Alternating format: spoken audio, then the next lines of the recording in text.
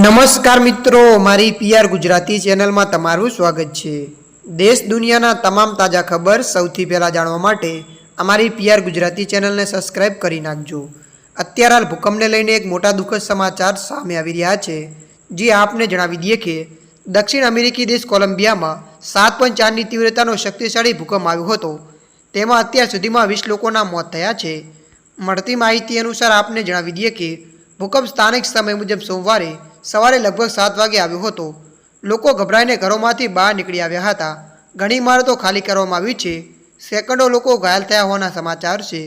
મળતી માહિતી અનુસાર આપને વધુ જણાવી દઈએ કે અમેરિકી ભૂશાસ્ત્રીય સંરક્ષણ અનુસાર ભૂકંપનું કેન્દ્ર રાજધાની બોટાગાથી લગભગ 400 કિલોમીટર પશ્ચિમમાં પલમાર વિસ્તારમાં હતું।